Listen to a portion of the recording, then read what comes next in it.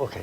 Well, I was born in 1942 in the Bronx, where I lived for 66 and 3/4 years in a rent-controlled apartment, which I inherited from my parents. And when I was in college, when I was in high school, one of the things that fascinated me was biology and chemistry. And then I was in a Catholic seminary for a while, and that's where I came in contact with philosophy. And that also engaged me. And I realized, I think, that the reason why that was that just as biology and chemistry tries to explain everything, so philosophy tries to do the same thing, only differently. Then I left the seminary and I went to Fordham University, and I got my doctorate from Fordham. And what got me into what I am doing now, and doing this book, What Am I Doing When I'm Thinking, was threefold. The first was that one of my friends was teaching in middle school, and she went to the bathroom, and there was a sign saying, teach philosophy to fourth graders. So she called me, and I said, what? Teach philosophy to fourth graders? I'm having issues with 18 to 21-year-olds. How is that going to do with 9-year-olds? And at that time, there was, and still is, an organization called the Institute for the Advancement of Philosophy for Children. And so I went there, and I became an associate. And that's where I learned about working with, quote, kids. The interesting thing about that was that they had a very, very different teaching modality than we were used to. And we were promoting critical, creative, and communal interaction. So that changed the way in which I taught in college. For the last probably 25 years, because I was at Pace for 38, there were no midterms or finals. There were basically student presentations and papers, which they did and then exchanged and then handed in at the end of the semester. So the Philosophy for Children program was very significant for me in terms of methodology. And another thing that conditioned what I was doing was in an ethics course that I taught, we used a book, an autobiography called Keep the River on Your Right. And it was an autobiography of a Jewish artist from Brooklyn who went to live with a tribe in South America. And remember, this is a while ago because I'm not young.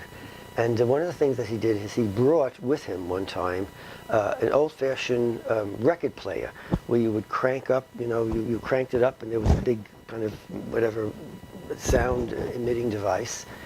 And the people had never seen anything like that, and they were doing it and doing it and doing it, and he was tired, and he wanted to go to bed, and they wouldn't stop. So he's told them, the people inside there are tired and they want to go to sleep. And they just stopped. And I thought, how could that be, that these adults, have a whole village and they hunt and they travel? Why would they buy that? And I was talking to a math prof and a psychology prof. And they said, Gerard, did you ever hear of stages of development? Now, this is a while ago. And I said, no, I just never heard about that. And they said, well, there are these stages of development. Did you ever hear of Jean Piaget? I said, no. So I then did some work, some research on that. And that enabled me to appreciate the different levels of development that people can go through, and how then the way in which you present things needs to somehow click in the level of development they have attained. Otherwise, they're not going to get it. So that significantly changed how I taught. And then the last thing basically was a thing called the Institute of General Semantics, which was started by this guy who was an engineer and a mathematician, and was just seeing what's going on here in the Second World War. How can we make sense of this? And so he began to think about the functioning of language, not just the functioning of language, but the utilization of language and other things in the way in which we become aware of things. So those three things came together, and they influenced tremendously how it is that I taught and what it is that I taught. And then when I was younger and had a job, I also trained teachers around the White Plains School District. And one of the things that they did, which I found so fascinating, is I worked with the teachers who were dealing with basically high school and middle school. And what they did is they trained the high school kids to then teach the elementary school kids. So it was really fascinating the way in which that kind of interaction came about. And so since Matt Lipman, who was the guy who started the Philosophy of Children program, did his work for elementary school kids, I thought maybe I could do something for basically high school kids, but it could be middle school and beyond, to enable them to become aware of what they're doing when they're thinking. It's not a particular theory that came from my background, and it's not a philosophy about all different kinds of things, but rather it's a way of enabling people to become obviously aware of their thought processes and how they relate to other things that we do, like sensing, imagining, verbalizing, so that they can be aware of their thought processes. And both in college, this is something that so many of the students just somehow were not aware of. Not that they didn't think, but they weren't aware of what they were doing when they were thinking. And it was very, very, very difficult for some of them to be able to do that. And if I can, I will read a couple of comments that some students made so that you can appreciate, as it were, the, from one point of view, I'm going to say difficulty of what it is that they had to do. And I taught, when I had a job, I taught a course called Philosophizing with Children to college kids. And as part of the course, they had to do these discussions with elementary school kids. And they said, oh, we can't do this, impossible, they're not going to do this. And when they got to the classroom and they worked with the kids, they were just amazed how the kids could pick it up and go with it. And some of the college kids even wrote their own picture books to use with the children because it was fascinating. And they then were realizing that it was easier if you started younger and doing this stuff than when you were older and then how to do it. Almost like learning a foreign language. If you start when you're young, it's all there, you whatever. But it's older, depending on who you are, right? How you deal with things is going to be different. So I just want to read. I'll read the three of them, and you'll see what it is that, or how it is that some of the college kids responded to this. But there was only one time, as far as I'm aware, of teaching that evaluations for teachers were anonymously published in the student newspaper. Every course had evaluations at the end, and they went to the administrator and whatnot. But this was the only time that was there. And I have to tell you a little bit about the background. You'll see why. But when I first started to teach, it was in Good Counsel College for women. So it was a Catholic school. And then it became co-ed, and it became the College of White Plains. And then eventually there was a consolidation with Pace University. And so it was the College of White Plains of Pace University. And as I said, in the Frestonian, the student newspaper, they published evaluations. And I was the only prof who could not be evaluated. And then I'll read you why. And it says here, Dr. Vallone, professor of philosophy, have some Advil ready. He is interesting, but you get the feeling his heyday has come and gone. At least he gives you warning the first day of class. He is definitely unusual, and you'll either love him or hate him. Either way, it's an experience. It is difficult to rate him simply because no two people see him in the same way. If you're feeling dangerous, try him, though I would suggest an entry-level philosophy course to start. Class difficulty. The papers, which count as exams, are a crucifixion.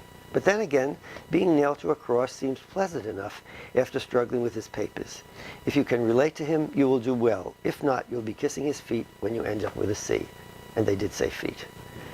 So I wanted to read to you one of the crosses, so you can see why the kids might respond in the way in which they did. And so this is the one from the intro class. It says here, suppose you are walking with your third grade 8-year-old neighbor around Rockefeller Center during Christmas time, and you meet a person in a red suit with a white beard and mustache who's collecting money for the Salvation Army. Remembering that you are taking a philosophy course in college, your young neighbor asks you the following. Can I, and if I can, how can I find out whether or not on Christmas morning many brightly colored red and green, beautifully wrapped Christmas presents will, if we are good, be left under our Christmas trees by Santa Claus who, in defying the law of gravity, by flying through the air with his reindeer pulling his sled and all its atoms with their subatomical particles intact, will help you celebrate the birth of God on earth? Now, obviously, an 8-year-old is not going to ask this question, but the kids have to think about it in a certain way. And there's a quote I would say from Einstein: "If you can't explain it simply, you don't understand it well enough." And so this is the paper. Write at least a 6 and at most an 8-page paper on either paragraph or dialogue form in response to the question. In your response, in trying to adequately respond to the questioner's question, be sure to include a consideration of the role or functioning of all of the following: sensing, thinking, verbalizing, believing, and knowing. An indication of what may be believed and what may be able to be known. And C, an explanation of why what you say may be believed or known may actually be believed and known. In helping you answer the run-on question on a sheet of paper not to be included in your answer, you may want to 1. Outline the many questions being asked in the run-on question. 2. Group the question in 2 ways according to how their content relates to sensing and thinking, believing and knowing. 3. Relate the content of the second group of questions, believing and knowing, to one another. So this is what they had to do. And obviously, they couldn't use technical terms like noumenal world, phenomenal world, essential, existential, all legitimate terminology in the class. They had to explain stuff, as Mr. Einstein said, clearly. And that's what they did. And then I'll read you one other short letter that I received from a student after a class. And she said, "Probably I will not take another class with you because my schedule does not permit it. But I would like to thank you for broadening the awareness of a young, relatively sheltered female.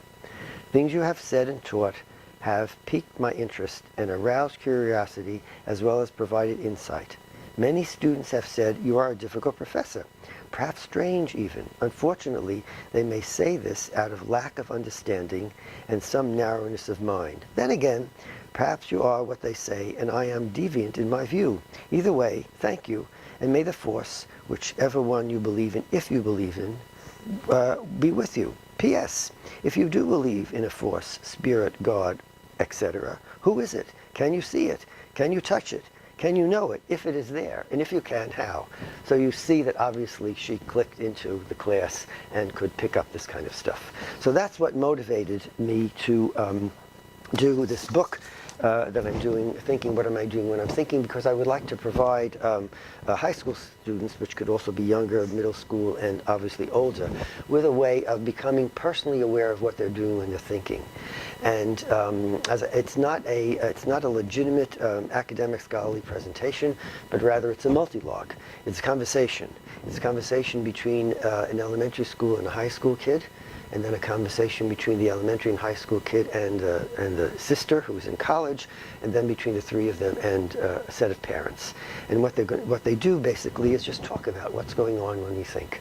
And one of my former students wrote a letter to the chair of the department, and at the end of the letter he said, I took another philosophy course with another professor, and they told me how to ride a bike. And with Dr. Vallone, he put me on a bike and he taught me how to ride. And as they say, once you learn, you never forget.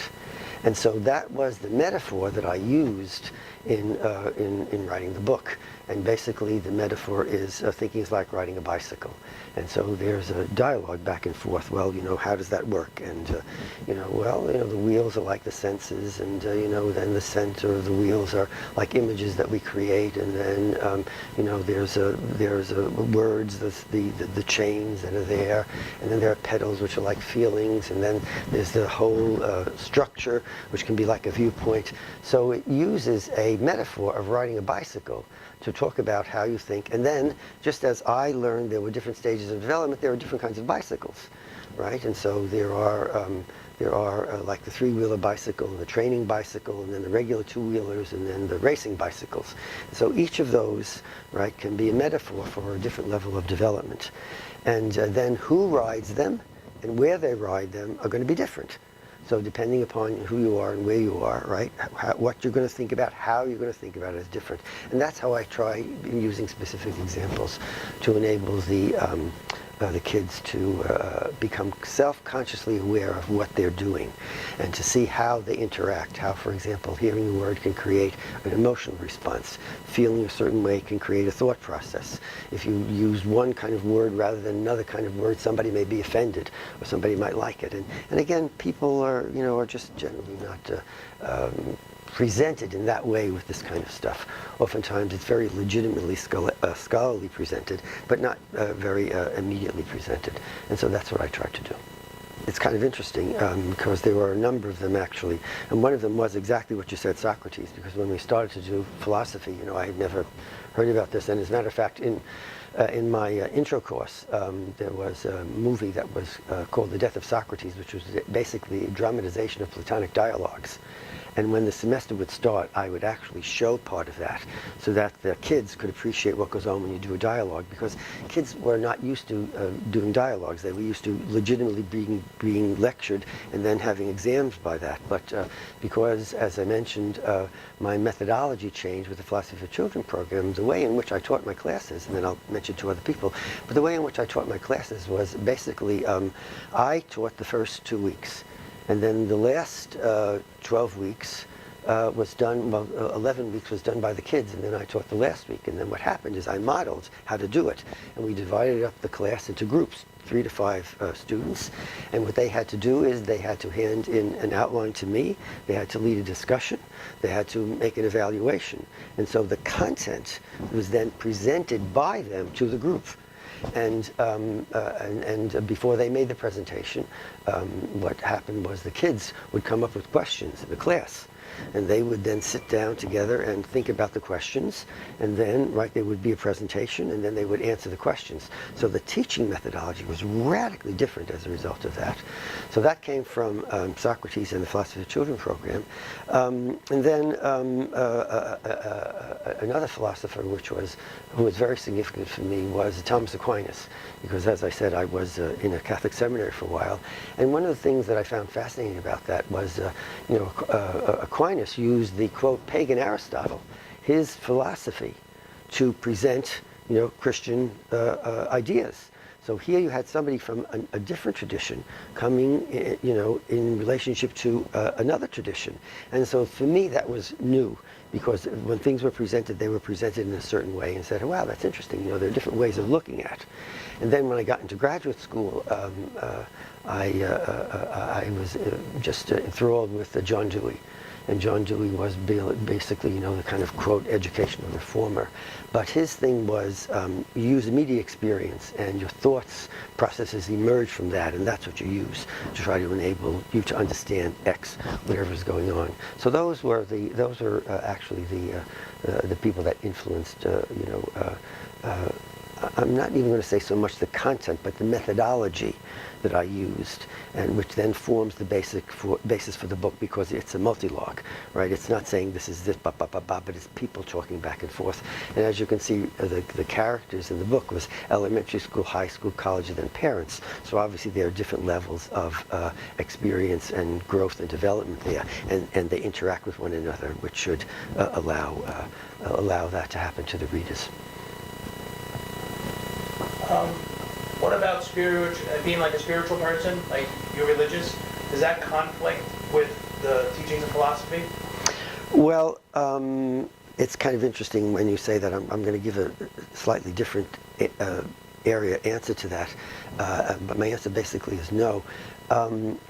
When I taught an ethics course, there are different ways of dealing with ethical issues, and I never, in any of my courses, took a position about anything that we discussed. And we discussed all kinds of things, including things that were legitimately going on in the world.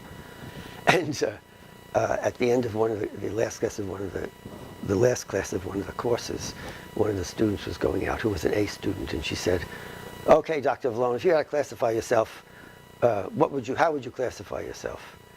And I said to her, "None of your business." And we both laughed, and she left. And I thought, I appreciated that, because it enabled me to see that I did not present an orientation which kids might say, oh, this is the way, or this is a better way, or that kind of stuff. What I tried to do was enable the people to see how it is that stuff could be done, and then they choose and decide what's going on.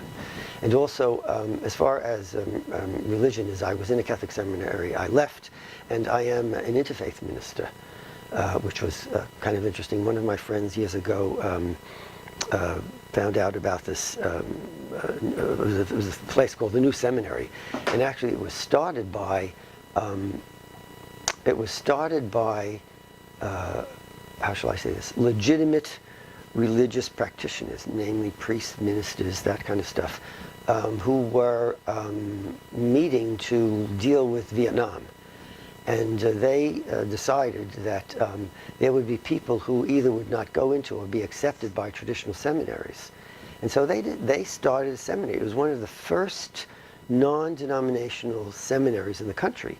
And they did it precisely because they wanted to be able, people to come to become, quote, ministers, but not of a particular tradition, although they came from a tradition.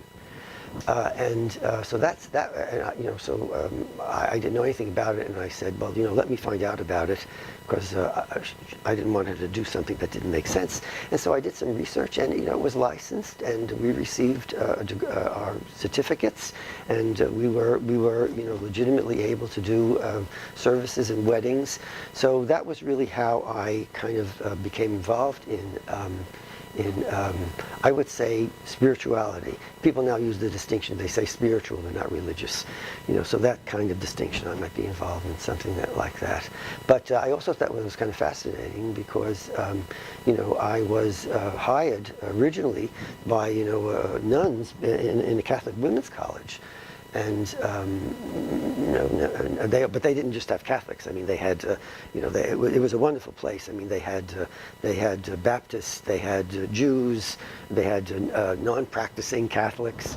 So they had diversity there also. But basically, I think people today, especially with translations and the internet, the content of diverse religions is now so available to people. I mean, I'm no longer young, and when you grew up, basically you were schooled in a particular tradition, in a particular place, and you really did not know about the history, the content of these different religions. And so now that's just available, and not only is it available in what I would say adult levels, but if you go to a bookstore like Barnes & Noble and you just go to the children's section, you'll find even picture books where they portray the different religions and the different practices they have. And that just didn't exist years ago. And when I started to work with philosophy for children, I would go to the public library, and the librarians, they were wonderful. They would say, oh, he's here. Because at that time I was looking for picture books to be able to use with kids. And they just weren't that. I mean, there were picture books, but not with that kind of stuff. And now there's all kinds of things, different racial things, different religious things. So what was just now all over the place just didn't exist before. And so that was just really fascinating. And then when I even use these books, I mean, these are for 4 to 6 year olds, with my college students, they would say, oh, this is crazy, we can't do this, until they use them. Because you use the basis of the book as a foundation or a parameters for a discussion. And not only that, we use it in high school, we use it in graduate school. They would say, what? You're going to use a book for a 4 to 6 year old in a graduate course? And the people would just pick it up and they would go, because you provided a context in terms of which they would function on their own level. But the context, the orientation, was provided by the picture books. So in the bibliography, I have something like, 48 picture books, and where I say what the content is if people want to use them to start a discussion. So even in your book that you wrote, you want to use this book that you wrote for like an instructional for high school to college age kids, and you use an illustration in your book to teach philosophy. Yes, but also it's not an instruction manual, because it's a multi-log. So actually they're kind of learning, because the high school kid then explains to the elementary school kid, and then the college kid does that. For example, the college kid says something like, oh, I have all this stuff in college, and I've kind of reduced everything to a question that helps me to organize things. Can I know anything about what is real and important? And then she makes these boxes, and and she has what traditionally she says, my professors would call it epistemology, right? And would call it metaphysics, and would call it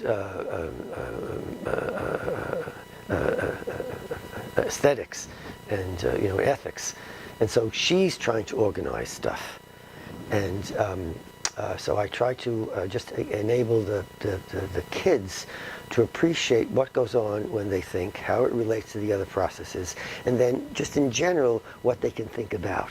Right, but again, it's not a scholarly presentation of all these topics, although again in the bibliography there are books that are listed with philosophy, right, and with the various areas so that they can go there. And there are also activities which are on two levels, on high school level and then on a higher level, where, for example, there would be the kind of questions that they could ask, right, and then come up with their own answers. If I have some here, I could show you. And it says something like, I think I can, if I can find that here.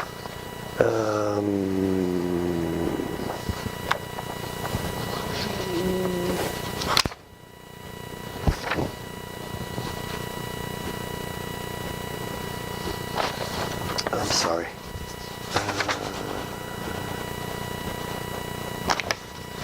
Yeah, here it is. So in her thinking process and organizing things, she'll say things like this. Remember, this is the sister who's in college. And so she'll say, are my guesses ever okay? Should I believe everything that I or other people tell me? Do I know anything? Can I find out whether or not what I guess or believe or know is so? Right? And so you say, well, can you give me an example of something you believe? Or can you know if it's true? So you stick with the immediate experience of the kids. And then reality. Is anything, everything real? Are rocks, plants, animals, are humans real? Are fairies, elves, angels, devils, and gods real? How do I know that? Am I guessing it? Am I believing it? Do I know it? So you see, again, you get the orientation back again. And then important things. Is anything beautiful? Is anything ugly? Can anything be both beautiful and ugly? Can bad people do good things? Can good people do bad things? Can people do good and bad things? Are some things right? Are some things wrong? Are some things right and wrong? Is there any connection between good and bad and right and wrong? And how fair is it to ask somebody these questions? So again, you see the kind of questions, not the answers or the levels or the particular theories, but just the kinds of questions. And once the kids, younger and older, begin to use their own mental processes, they will come up with answers, and then you work with, or they work with, what is there. And so, for example, some of the things that the kids will find very difficult and fascinating is, well, what do I mean when I say guess? What do I mean when I say believe? How is it different when I say I believe something and I know something? And then they have to, sometimes for the first time, try to think about what they're doing when they're thinking in this way and they're using these words. Because oftentimes words are one of the most complicated things for people to deal with. And some of the dialogue in the book that I wrote, you'll see when they talk about different people who are riding different bikes as metaphorical for different levels of thinking. There'll be a discussion, and one of them will say, well, no. You know, my father will say, no, cities don't exist and love doesn't exist. And they say, what? And they'll say, no, cities don't exist like rocks, right? Cities are places where people and buildings exist, and they call certain places cities because of certain characteristics. And love is not a thing, right? It doesn't exist. People exist, and they think and feel and act in certain ways that we call loving, right? So there's that kind of thing, and when kids hear that the first time, it's kind of a little bit disoriented, because they love never dies, of course, because it doesn't exist, it can't die. And they say, what? And I remember once in a critical thinking course that I was doing, we came back after Thanksgiving, and one of the kids just didn't look good. And so I said, are you all right? And he said, well, we had a big dinner for Thanksgiving. And I realized that nobody there knew what they were talking about. So we had to try to then work with him, and say, well, it doesn't mean that they don't know anything, but, it's different from what it is that we're doing. So, you can see how he was picking up what we were doing and realized that obviously, not that what these people were saying was, not true, but did they know what they were talking about? Could they explain what it is that they were claiming? And obviously, we didn't go into it, but obviously that wasn't the case. So he had to deal with that. And then also, that oftentimes happened with many, in fact, a lot of the kids, because they'll appreciate that, They don't know what they're doing. Not that what they're doing isn't legitimate. And I used to use the metaphor for this. Before there were calculators, people could add and subtract to their head, and they knew what they were doing. Once there were calculators, they got the right answer, by doing something. But they didn't know what they were doing. In other words, they couldn't do that inside their head. So their capacity to think or function in that way wasn't developed. And so oftentimes, that happens even when we do say legitimate things. For example, we'll say something like, again, we'll say something like, well, my rights were taken away. You say, no, rights don't exist. You say, what? They don't exist? You say, well, so my keys were taken away. Oh, yeah, right. And where were they? Oh, and where do you think they put them? Okay, well, where are your rights? Where are they? They're nowhere. Well, then how could they be taken away? And then you have to think, well, wait a minute now. What do we mean when we talk about rights? Right? We're using a word, but what does the word mean? And does it refer to an entity? And then if it doesn't, how do you know that you have rights? You know when you have books or keys, but how do you know when you have rights? Right? And how do you know that what they claim is a right is a right? If someone shows you a book and they say, here are your keys, you can say, no, that's not right. That's right. That's not a key. Well, how do you know that that's a right?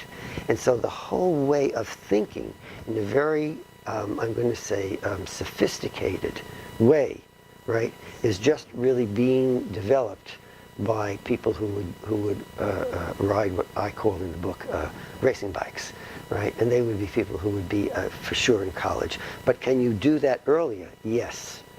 Why? Because you start explicitly when they're much younger, right? And again, in the book, as I said, different bikes, different levels of development, and you can see where and how they can ride. Where do you see yourself in 5 years? Do you see yourself writing a follow-up to this book that you have, or just enjoying your retirement? What do you see in 5 years? Honestly, I really don't know. What I did when I was working, and maybe it will also come out of this because of the Philosophy for Children program that I was involved in. I did kind of talks and workshops really all over the place. And one of my most favorite, which I will not go on and forever and ever, but there's a Catholic university whose name I'm not going to remember, I'm sorry, that was in New Orleans. And they did what I thought was something very clever. They would have, at the time of Mardi Gras, a critical thinking conference. And so they would invite not just me, but people from all over, because we were involved in the Philosophy for Children critical thinking movement. And so you didn't get a stipend, but you got to stay in New Orleans during Mardi Gras. And that was just absolutely excellent because, you were with the locals, they knew where to go, what to see. So that was just, that was wonderful. So in addition to doing the workshops, we had this wonderful, I'm going to say, quote, vacation.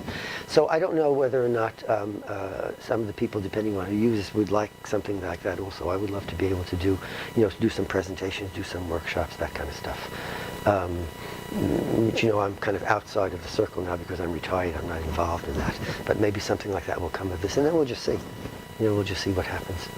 The other thing, as I say, which the reason why I did this book, because I've done articles, and whatnot, which will be on the web, is I wanted to try to facilitate the ability of quote kids and others to become self-consciously aware of what they're doing when they're thinking, and also then, how to develop that, how to sophisticate that, not in an academic environment. So, here there are, as I said, there are picture books, there are comic books, there are traditional philosophy books. So there's a way of clicking into the kind of stuff that is talked about here, because and especially you'll see there's some a number of books again in the bibliography where they give you outlines, as it were, to just lead discussions. And in the beginning, when I started to do this, people would say, "Oh, our kids are not going to think. They're not going to do this," and they just did. Because all the stuff that's here clicks in with immediate aspects of people's lives. And as long as you present it in a way that you're not going to tell them the correct way to do it, but enable them to realize and themselves become self-consciously and evaluative of what they're doing, it just clicks.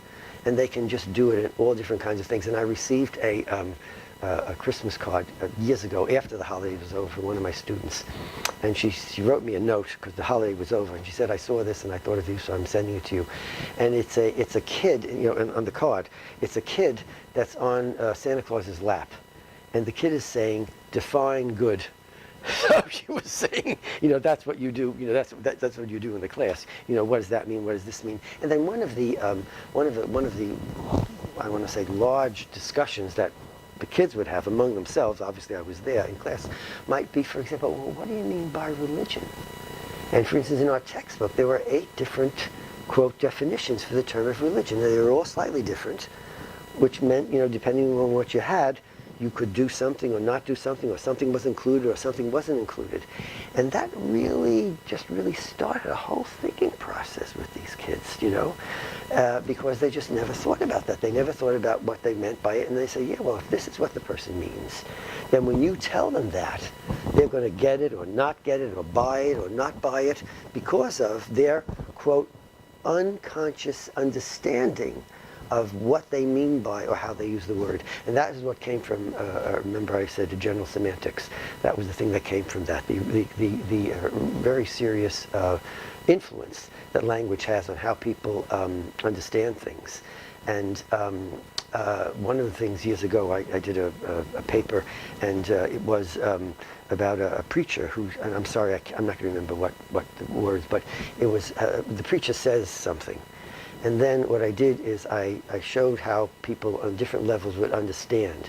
And so depending upon the level that you were at, even though you heard the same words, what you understood was different. And so then when you left, and how you spoke and what you did would be different, even though everybody heard the same words. So you say, wow, that's really interesting. I can appreciate, you know, why there might be, I'm going to say confusion or conflict, because of, for example, the kinds of things that people say and how what is said is understood.